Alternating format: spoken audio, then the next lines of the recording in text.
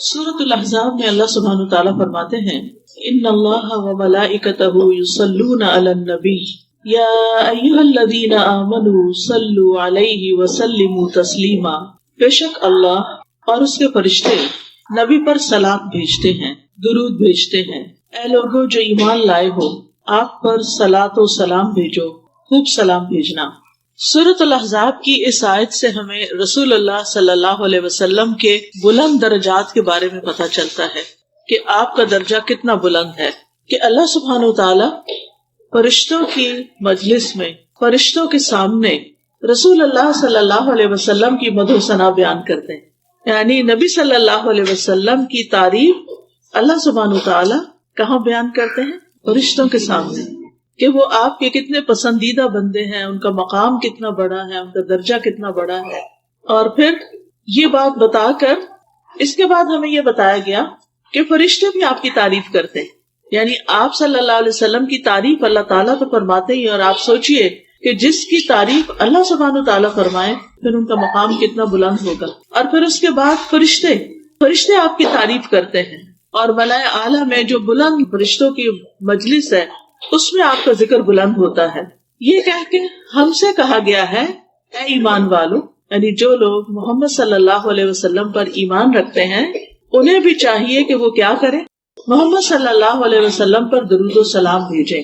और ये हमारे ऊपर एक फरीजा है कि आप सल्लल्लाहु अलैहि वसल्लम ने हमारी हिदायत के लिए, हमारे दीन के लिए कितनी तकलीफें उठाई, कितनी परेशानियां देखी, हर चीज आपने कुर्बान कर दी, अपना घर बार, अपने अहलो अयाल, सब कुछ मक्का से मदीना की तरफ हिजरत की। और फिर वैसे भी इबादत में आप कितनी तकलीफ उठाते थे और उम्मत के लिए दुआएं कितनी करते थे। तो उम्मत को भी चाहिए कि उनका शुक्रिया अदा करें। हम आपके लिए क्या कर सकते हैं? हम आपकी ना तो कोई खिदमत कर सकते हैं, ना आपको कुछ तोहफा दे सकते हैं, यानी फिजिकली तो कोई चीज हम नहीं कर सकते, लेकिन हम क्या कर सकते हैं कि आपके लिए दुआ कर सकते हैं। और वो दुआ जो दुरूद शरीफ की शक्ल में हमें सिखा दी गई है। तो इस आयत में अल्लाह सुब्हानहु व तआला ने नबी सल्लल्लाहु अलैहि वसल्लम का मकाम व मर्तबा उस दौर में भी बुलंद किया, और आपके दुनिया से जाने के बाद भी आज तक जो भी शख्स कुरान मजीद पढ़ता है वो आपके दर्जे और आपके मकाम को समझता है। और फिर आप देखिए कि इब्ने अब्बास कहते हैं कि युसल्लूना का मतलब है कि फरिश्ते नबी सल्लल्लाहु अलैहि वसल्लम के लिए बरकत की दुआ करते हैं, कि आपकी उम्मत में बरकत हो, आपके काम में बरकत हो, और आप जब जिंदा थे तो उस वक्त आपकी जिंदगी में बरकत, कि आप जो भी काम करें उसका बहुत ज्यादा फायदा हो, बहुत ज्यादा अजर सवाब हो। और फिर आप देखिए कि सिर्फ हमें सलात भेजने को, दुरूद भेजने को ही नहीं कहा गया, बल्कि उसके साथ साथ हमें सलाम भेजने को भी कहा गया।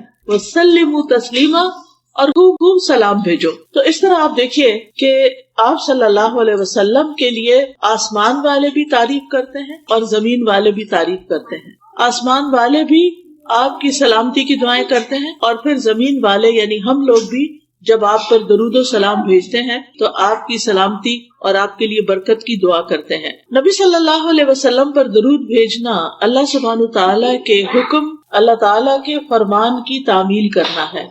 यानी अल्लाह ताला ने हमें जो हुक्म दिया है उसको मानना है। इस तरह इसका एक फायदा ये भी होता है कि हम अल्लाह ताला का हुक्म मानकर भी सवाब कमाते हैं। दुरूद पढ़कर तो सवाब कमाते ही हैं, लेकिन अल्लाह सुब्हानहु ताला की बात भी मानते। फिर यहाँ या अय्युहल्लज़ीना आमनू कहा गया, यानी ये ईमान वालों की एक इम्तियाजी शान है। यानी ईमान वालों के करने के जो काम है उनमें से एक अहम काम है। और इस तरह हम आप सल्लल्लाहु अलैहि वसल्लम को एक ऑनर भी देते हैं, उनकी इज्जत करते हैं, उनका अदब करते हैं, उनका मकाम बुलंद करते हैं, और अल्टीमेटली खुद अपने लिए सवाब और रिवॉर्ड कमाते हैं। कितना सवाब? हदीस में आता है, रसूलुल्लाह सल्लल्लाहु अलैहि वसल्लम ने फरमाया, जो शख्स एक बार मुझ पर दरूद भेजेगा अल्लाह ताला उस पर 10 बार रहमतें नाजिल करेगा। यानी वैसे तो ये कि अल्लाह की रहमत हासिल करने के और भी काम है, लेकिन ये सबसे आसान और सबसे बेहतरीन काम है कि जब भी हम चाहें कि अल्लाह ताला हम पर अपनी रहमत नाजिल करे तो हम क्या करना शुरू कर दें? दरूद पढ़ना शुरू कर दें, तो अल्लाह सुब्हानहु ताला की रहमतें आना शुरू हो जाएंगी। हम में से कौन है जिसको अल्लाह सुब्हानहु ताला की रहमत नहीं चाहिए? हम में से हर एक उस रहमत का मोहताज है और उसका मुंतजिर है। न सिर्फ ये कि रहमत नाजिल होती है, بلکہ اس کے ساتھ ساتھ گناہ بھی معاف ہوتے ہیں، نیکیوں میں اضافہ ہوتا ہے۔ ایک اور روایت سے پتہ چلتا ہے کہ جو شخص ایک مرتبہ درود بھیجتا ہے اس پر 10 رحمتیں آتی ہیں، اس کے 10 گناہ معاف ہوتے ہیں اور اس کے 10 درجے بلند ہوتے ہیں۔ یعنی درجے بلند ہونے کا مطلب کیا ہے کہ وہ اللہ تعالیٰ کے قریب ہوتا جاتا ہے، جنت کے قریب ہوتا جاتا ہے، اور پھر جنت میں بھی آپ کو معلوم ہے کہ درجے ہیں، سب لوگ ایک لیول پر نہیں ہوں گے، جن کے درجے اونچے ہوں گے ان کا مقام بہت بلند ہوگا اور وہ بہت زیادہ اور بھی زیادہ شان والے ہوں گے۔ جیسے آپ دیکھتے ہیں کہ دنیا میں بھی سب لوگوں کے درجے ایک جتنے نہیں ہوتے، کوئی کسی لیول پہ ہے، کوئی کسی پہ، خود خاندانوں میں، رشتہ داروں میں ہر ایک کا سٹیٹس الگ الگ ہے، لیکن جو شخص درود پڑھتا ہے اور جو جتنا زیادہ درود پڑھتا ہے اس کا سٹیٹس اللہ کی نگاہ میں اتنا ہی بلند ہوتا چلا جاتا ہے۔ اور اسی طرح ایک اور روایت میں بھی آتا ہے کہ نبی صلی اللہ علیہ وسلم نے فرمایا جو شخص میری امت میں مجھ پر اخلاص کے ساتھ دل سے ایک درود پڑے گا، یعنی ایک تو یہ ہے کہ ہم کام کاج کر رہے ہوتے ہیں، بعض لوگ ٹی وی دیکھ رہے ہوتے ہیں، ساتھ درود پڑھے ہوتے ہیں، یا واک کر رہے ہیں درود پڑھے، تو کوئی بات نہیں، آپ جہاں بھی ہو درود پڑھتے رہیں، منع نہیں ہے کہ آپ واک میں درود نہیں پڑھ سکتے یا کوئی آپ کے پاس بیٹھا تو آپ درود نہیں پڑھ سکتے، اس کے لیے ہمیں نماز کی طرح شرائط نہیں رکھی گئی۔ نماز میں تو یہ ہوتا ہے نا کہ پھر آپ کو وضو کرنا ہوتا ہے، پھر آپ اپنا لباس پراپر رکھتے ہیں، پھر آپ قبلے کی طرف منہ کرتے ہیں، پھر آپ کو کسی سے بات نہیں کرنی، آپ کچھ کھا نہیں سکتے، آپ بول نہیں سکتے، آپ سو نہیں سکتے، آپ ہل جل نہیں کر سکتے۔ نماز کی تو یہ ساری شرائط ہیں، وہ تو ہمیں نماز کے لیے پوری کرنی ہے، لیکن درود کے لیے ایسی کوئی شرط نہیں ہے۔ ہم لیٹ کے بھی درود شریف پڑھ سکتے ہیں، ہم کھڑے بھی پڑھ سکتے ہیں، ہم واک کرتے ہوئے پڑھ سکتے ہیں، ہم کھانا بناتے ہوئے پڑھ سکتے ہیں، ہم لوگوں کی مجلس میں بھی بیٹھ کر درود شریف پڑھ سکتے ہیں، ہم بازار میں ہیں، شاپنگ کر رہے ہیں، اس وقت بھی ہم دل میں درود شریف پڑھ سکتے ہیں۔ تو اس لیے جو شخص اخلاص کے ساتھ دل کے ساتھ درود پڑھے گا تو اللہ تعالیٰ اس پہ 10 رحمتیں بھیجے گا، 10 درجے بلند ہوں گے، 10 نیکیاں لکھی جائیں گی، 10 گناہ معاف ہوں گے۔ یہ 4 فائدے بتائے گئے ہیں ایک مرتبہ درود پڑھنے کے۔ پھر اسی طرح ایک اور روایت میں آتا ہے رسول اللہ صلی اللہ علیہ وسلم نے فرمایا جو شخص مجھ پر درود پڑھے تو جب تک وہ مجھ پہ درود پڑھتا ہے فرشتے اس کے لیے دعا کرتے رہتے، یعنی آپ نبی صلی اللہ علیہ وسلم کے لیے دعا کریں اور فرشتے آپ کے لیے دعا کرتے رہیں گے۔ ایک شخص نے عرض کیا اللہ کے رسول صلی اللہ علیہ وسلم کیا میں اپنی دعا کا 1/3 حصہ درود نہ کر لوں؟ تو آپ نے فرمایا کہ ہاں اگر تم چاہو تو ایسا کر سکتے ہو۔ اس نے کہا اگر 2/3؟ آپ نے فرمایا ہاں اگر تم چاہو۔ اس نے کہا اگر میں ساری دعا درود ہی کو بنا لوں؟ تو آپ نے فرمایا پھر تو یہ تمہارے لیے اللہ تمہارے دنیا اور آخرت کے سب غم ہم کے لیے کافی ہو جائے گا۔ یعنی اگر آپ کو بعض اوقات انسان کی سچویشن اتنی ٹینس ہوتی ہے کہ اس کو دعا بھی نہیں سمجھ آتی مجھے کیا مانگنا چاہیے اس وقت، یعنی بعض اوقات ہمارے کوئی عزیز پیارے زندگی اور موت کی کشمکش میں ہوتے ہیں، ہمیں سمجھ نہیں آتی ہم ان کے لیے کیا دعا، ہم ان کے لیے زندگی کی دعا کریں، یہ زندگی تو ان کے لیے بہت تکلیف دہ ہے، ہم انہیں اس حال میں زندہ بھی نہیں دیکھنا چاہتے کہ ہم چاہتے ہیں صحت مند ہوں، اور اگر صحت کی دعا کرتے ہیں تو ڈاکٹرز کہتے ہیں کہ یہ ساری زندگی پیرالائز رہیں، یہ اپنے منہ سے کھا نہیں سکیں گے، اپنے منہ سے پی نہیں سکیں گے، کچھ سمجھ ہی نہیں آتی کہ پھر کیا مانگے اور کیا نہ مانگے۔ تو ایسی صورت میں ہم درود شریف پڑھنا شروع کریں کہ اللہ کی رحمت آ جائے، اور اگر اللہ کی رحمت آ جائے تو اللہ تعالیٰ اس بندے کو بالکل سیدھا اٹھا کے کھڑا کر سکے۔ جو رب مردوں کو اٹھا کے کھڑا کر سکے، جو مردوں کو زندہ کرے گا، کیا وہ ایک بیمار شخص کو، ایک تکلیف کی حالت میں جو شخص ہے اس کو وہ سیدھا تندرست نہیں کر سکتا؟ بالکل کر سکتا ہے۔ اللہ تعالیٰ کے لیے تو کچھ بھی مشکل نہیں۔ تو اس لیے ہمیں اپنی زندگی میں درود کی کثرت کر دینی چاہیے۔ پھر اسی طرح یہ ہے کہ رسول اللہ صلی اللہ علیہ وسلم نے فرمایا مجھ پر درود بھیجا کرو کیونکہ تمہارا مجھ پر درود بھیجنا تمہارے لیے باعث برکت ہے، اور میرے لیے اللہ سے وسیلہ کا سوال بھی کیا کرو، یعنی درود بھی بھیجو، سلام بھی بھیجو، اور وسیلہ کی دعا بھی کرو۔ اب یہ وسیلہ کیا چیز ہے؟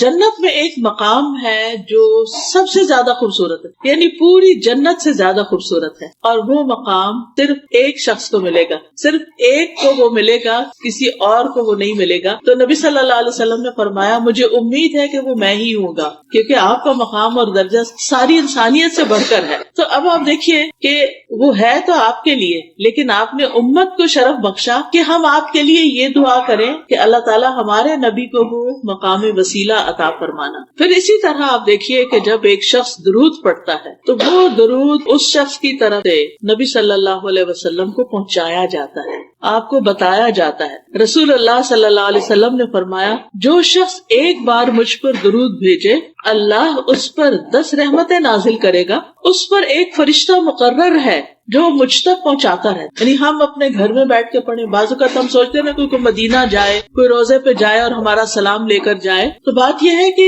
وہاں جا کر کوئی پہنچائے یا آپ یہاں اپنے گھر میں بیٹھے ہوئے درود پڑھ رہے ہیں، یہاں پڑھ رہے ہیں اور اللہ تعالیٰ کی طرف سے فرشتہ مقرر ہے، وہ آپ کا درود وہاں تک لے جائے گا، پہنچا دے گا. یعنی بعض اوقات ہم انسانوں کی منت کرتے ہیں اور انسان کیا وہ وہاں جاتے ہیں وہ بھول ہی جاتے ہیں کہ مجھے کس کس نے کیا کہا تھا، اور ہمیں کوئی ایسا طریقہ بھی نہیں ملتا کہ ہم سے کہا گیا ہو کہ کوئی لے کے جائے اور پہنچائے. آپ جہاں پر بھی ہوں، آپ مسجد نبوی میں ہوں، آپ مدینہ میں ہوں، آپ مکہ میں ہوں، آپ سعودی عرب میں ہوں، آپ پاکستان میں ہوں، آپ کینیڈا میں ہوں، آپ کہیں پر بھی ہوں، آپ کا درود وہاں پہنچ جائے اور یہ آپ کے نامہ اعمال میں بھی جمع ہوتا رہے گا. تو اس سے اچھا کیا تحفہ ہے جو ہم نبی صلی اللہ علیہ وسلم کو بھیج سکتے ہیں. یعنی اگر ہم آپ کے لیے کوئی پیسے بھیجیں یا کوئی گولڈ بھیجیں یا کوئی کھانے کی چیز بھیجیں، وہ تو نہیں آپ کو پہنچ سکتی، لیکن اگر ہم درود بھیجتے ہیں تو وہ آپ کو پہنچتا رہتا ہے. اور ہمیں طریقہ بھی بتا دیا گیا. رسول اللہ صلی اللہ علیہ وسلم نے فرمایا تم کہیں بھی ہو مجھ پر درود بھیجو کیونکہ تمہارا درود مجھ تک پہنچ جاتا ہے، ہر جگہ سے پہنچ جاتا ہے. اب جو شخص نبی صلی اللہ علیہ وسلم کے لیے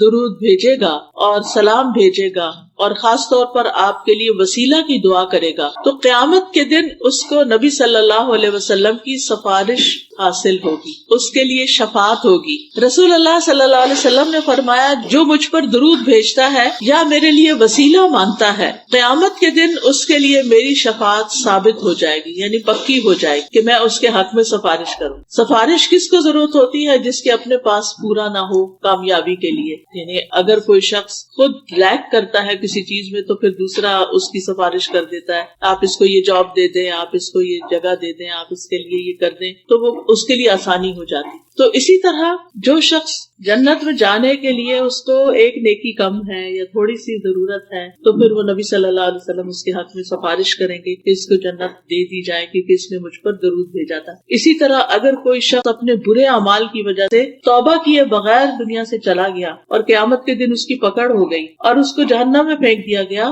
تو نبی صلی اللہ علیہ وسلم کو اللہ تعالیٰ حق دیں گے شفاعت کا، حق کے شفاعت، اور پھر آپ کی سفارش سے اس کو آگ سے بھی نکال لیا جائے. تو اس لیے ہمیں اپنی زندگی میں درود کا اہتمام کرتے رہنا چاہیے، کوئی دن ہمارا خالی نہ جائے. ویسے تو الحمدللہ جب ہم اذان سنتے ہیں تو اس کے بعد درود جو ہے وہ پڑھتے ہیں، وہ موقع ہوتا ہے درود پڑھنے کا. پھر اسی طرح نماز ہماری مکمل ہی نہیں ہوتی، نماز پوری ہی نہیں ہوتی، نماز ادا ہی نہیں ہوتی اگر ہم اس میں درود شریف نہ پڑھیں. مثلا اگر کسی کا اتحیات پڑھتے ہوئے اتحیات پر وضو ٹوٹ گیا اور اس نے درود نہیں پڑھا تو اس کو نماز لوٹانی ہوگی کیونکہ اس کی نماز نہیں ہوئی. تو اس لیے چاہے آپ اس وقت پورا درود نہ بھی پڑھ سکیں، اللہم صلی علی نبینا محمد کہہ دیں، اللہم صلی وسلم وبارک علی نبینا محمد، اللہم صلی علی محمد وعلی آل محمد. یعنی کوئی بھی آپ اس میں سے پڑھ لیتے ہیں اور سلام جلدی سے پھیر دیتے ہیں. کیا اس وقت آپ مزید کنٹینیو نہیں کر سکتے کہ آپ کا وضو ٹوٹ جائے گا تو آپ کی نماز پوری ہو جائے گی اگر آپ نے درود شریف پر اینڈ کر. تو اس سے بھی آپ اندازہ لگائیں کہ کتنا ضروری ہے. پھر آپ دیکھیے کہ جو شخص صبح کے وقت فجر کی نماز سے لے کر سورج نکلنے سے پہلے 10 دفعہ درود شریف پڑھتا ہے تو اس کے لیے بھی آپ کی شفاعت ہے. اور کتنی رحمتیں، ایک دفعہ پڑھنے پر 10 رحمتیں تو 10 دفعہ پڑھنے پر کتنی ہوں گی؟ 100 رحمتیں ہو جائیں گی. یعنی صبح ہی صبح اپنا دن شروع کرنے سے پہلے آپ 100 رحمتیں سمیٹ لیتے ہیں. پھر اسی طرح نبی صلی اللہ علیہ وسلم پر جب تک درود نہ پڑھا جائے دعا روک لی جاتی. یعنی کچھ دعائیں ایسی ہیں کہ جن میں ہمیں پہلے درود شریف پڑھنا ہی ہوتا ہے اور پھر اس کے بعد دعا مانگی جائے تو درود شریف اس دعا کو اوپر لے جانے کا سبب بنتا ہے. پھر اسی طرح آپ صلی اللہ علیہ وسلم نے فرمایا بخیل ہے وہ شخص، سٹنجی ہے وہ شخص کہ جس کے سامنے میرا ذکر کیا جائے اور وہ مجھ پر درود نہ پڑھے. درود پڑھنا جو ہے یہ جنت میں لے جانے والا کام ہے اور جو درود نہیں پڑھتا وہ جنت میں جانے کا راستہ کھو دیتا ہے. حضرت حسین بن علی رضی اللہ عنہ امام حسین سے مروی ہے کہ رسول اللہ صلی اللہ علیہ وسلم نے فرمایا جس کے پاس میرا ذکر کیا گیا یعنی میرا نام لیا گیا اور وہ مجھ پر درود پڑھنا بھول گیا، اس نے پڑھا ہی نہیں، صلی اللہ علیہ وسلم نہیں کہا. ہونا تو یہ چاہیے نا، جب بھی آپ کا نام لیا جائے تو دل ہی دل میں یا ہلکی سی آواز سے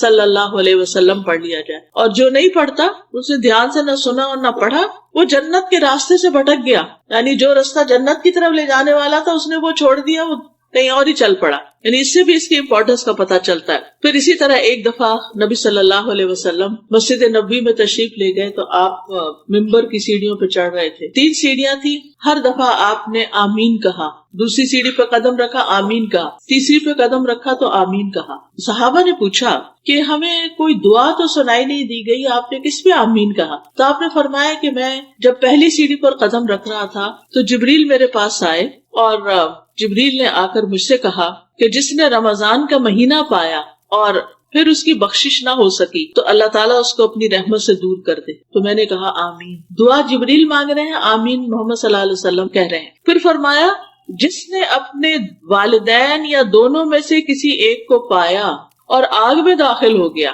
اس کو بھی اللہ اپنی رحمت سے دور کرے. کیا مطلب ہے اس کا؟ کہ جس نے اپنے والدین کو بڑھاپے میں پایا یا ویسے والدین اس کے پاس آئے اور اس نے ان کی خدمت نہ کی, ان کا خیال نہیں رکھا اور ان کو خوش نہیں کیا, تو پھر کیا ہے؟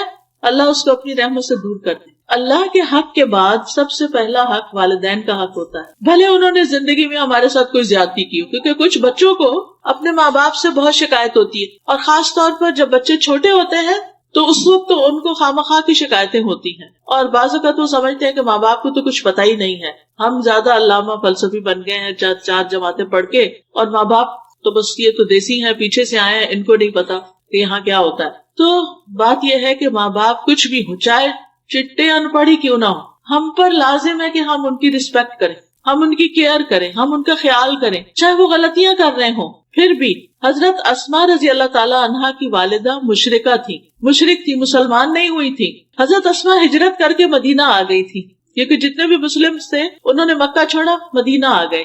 اب ظاہر ہے بیٹی مدینہ میں ہے اور ماں مکہ میں ہے. اب ماں کو کچھ ضرورت پیش آتی ہے تو وہ مکہ آتی ہے ٹریول کر کے. اس زمانے کا ٹریول 8 دن سے پہلے پہنچتے نہیں تھے لوگ, اور وہ آ کے اپنی بیٹی کے پاس جاتی ہے اور کہتی ہے کہ بیٹی مجھے کچھ ضرورت ہے, کچھ مال کی ضرورت ہے, میری کچھ ضروریات ہیں تو تم پوری کرو. کیونکہ اس کو پتا تھا کہ ابو بکر کی بیٹی ہے رضی اللہ تعالیٰ عنہ کی, اور ابو بکر ایک مالدار انسان ہے اور بیٹی کے پاس بھی ہوگا تو بیٹی مجھے کچھ دے گی.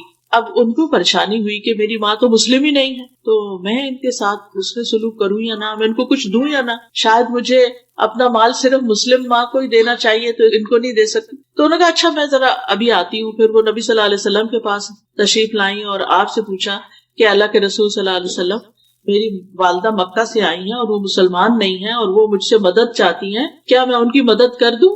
تو آپ نے فرمایا صلی امکی, اپنی ماں کے ساتھ صلہ رحمی کرو, یعنی اپنی ماں کے ساتھ حسن سلوک کرو. یعنی ماں جو کچھ کہتی ہے, جو مانگ رہی ہے وہ دو اس کو. یعنی اگر ماں آپ کے خیال میں بہت گناہ گار ہے, اللہ نہ کرے کسی کی بھی ماں ہو, لیکن بعض لوگ ہوتے ہیں ان کو بڑے گلے شکوے ہوتے ہیں, ہماری ماں کا کیریکٹر ٹھیک نہیں, ہماری ماں یہ ایسی اور ویسی, روح کانپ اٹھتی ہے بعض اوقات لوگوں کی شکایتیں سن سن کے جو ان کو اپنی ماں سے ہوتی ہیں یا باپ سے ہوتی ہیں. بعض اوقات ماں اور باپ میں نہیں بنتی, آپس میں لڑائی ہو جاتی ہے, طلاق ہو جاتی ہے, کچھ بچے ماں کے بن جاتے ہیں, کچھ باپ کی طرف ہو جاتے ہیں, پھر وہ ان کو ایک دوسرے کو بلیم کرتے رہتے.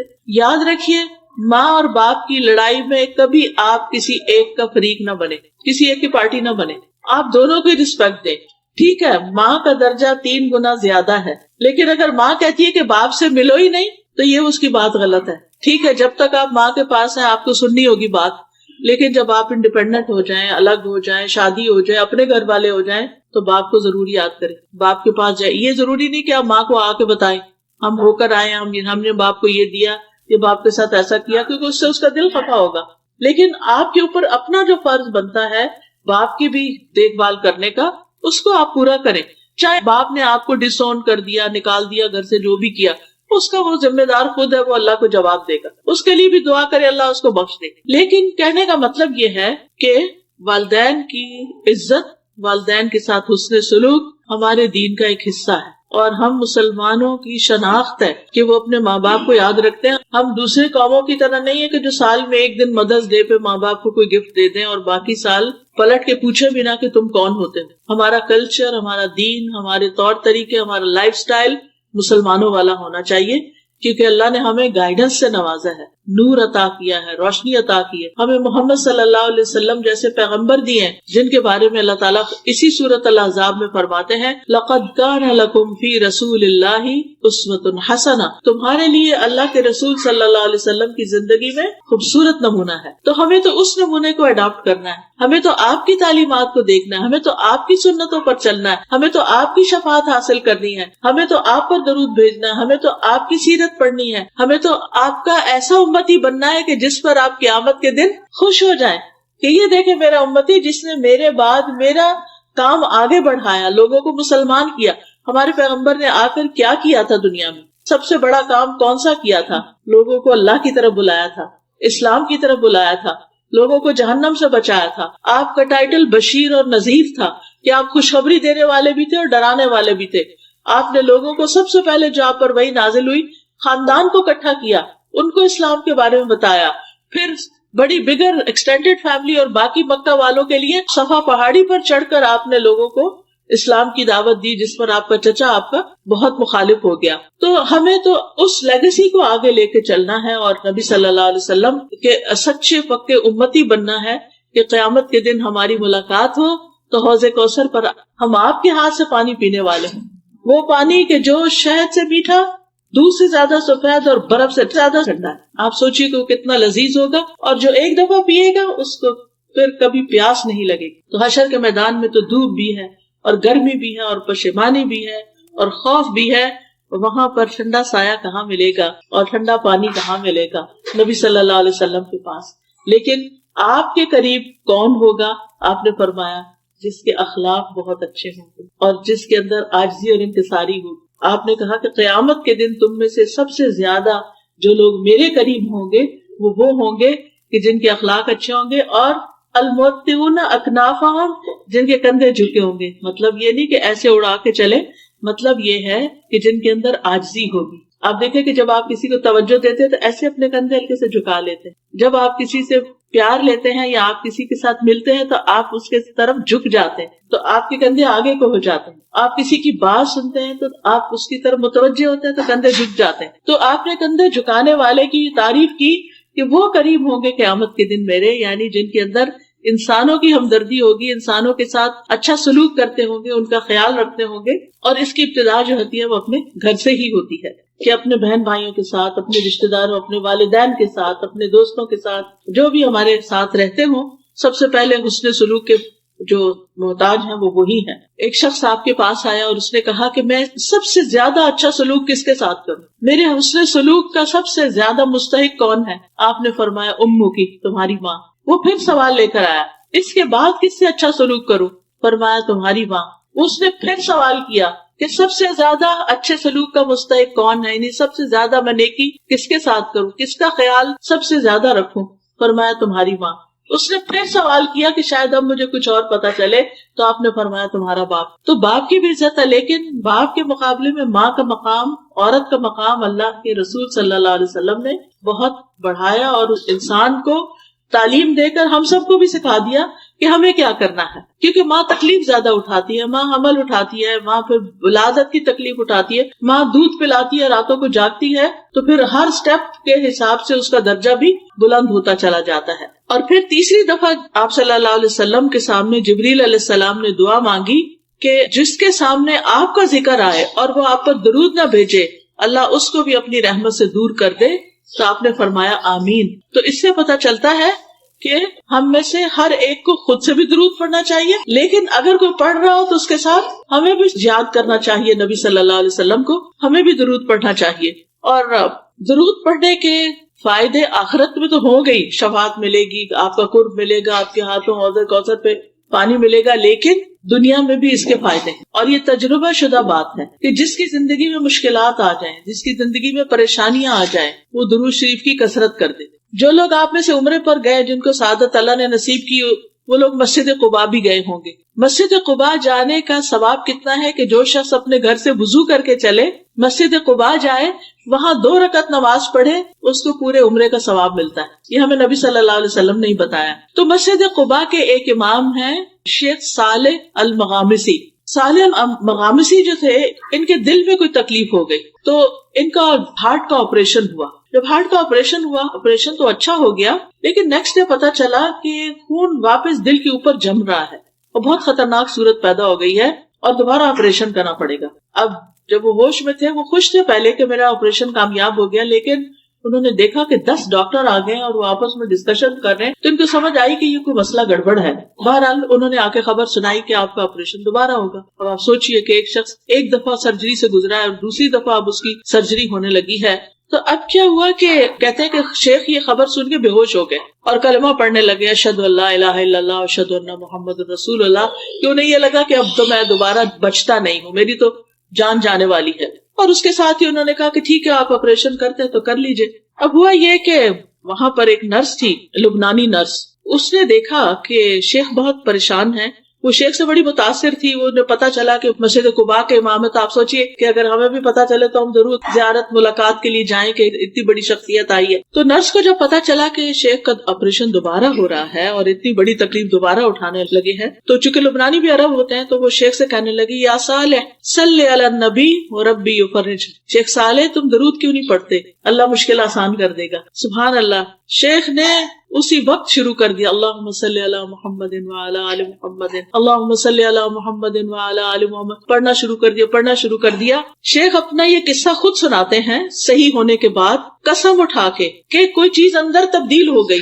یہ درود پڑھ رہے تھے اور کوئی چیز اندر تبدیل ہو گئی, اور جو میرے آپریشن کے لیے سارا تیاری کر کے رکھی ہوئی تھی وہ دھری کی دھری رہ گئی. یعنی کہ اینڈ میں دوبارہ انہوں نے جب ہارٹ کو اسکین کیا ہوگا یا جو بھی اللہ جانے کیا, جب انہوں نے الٹرا ساؤنڈ کی اسکرین دیکھی تو حیران ہو گئے کہ یہ تو سب کچھ ٹھیک ہو گیا ہے, سب تبدیل ہو گیا اندر, تب ضرورت نہیں رہی. اور شیخ اس وقت پھر رونا شروع ہو گئے کہ یہ درود شریف کی برکت سے ہوا. تو آپ دیکھیے کہ یہ کسی عام انسان کا قصہ نہیں ہے. شیخ ہیں جو خود لوگوں کو ہر وقت تعلیم دیتے ہیں. ان کے اتنے بے شمار لیکچر ہیں. میں ہر ہفتے ان کے لیکچر, جب میں تدبر قرآن ویکینڈ میں میری کلاس ہوتی ہے قرآن مجید کی تفسیر کی, تو میں ان کو ضرور سنتی ہوں. اور اب تو ویک ڈیز میں بھی ہو رہی, تو الحمدللہ اللہ نے موقع دیا. تو ماشاءاللہ یہ اتنی اچھی قرآن کی تفسیر کرتے ہیں, عربی میں ہوتی ہے obviously, اتنی اچھی تفسیر کرتے ہیں کہ بالکل نئے طریقے سے چیزیں سمجھ میں آتی ہیں.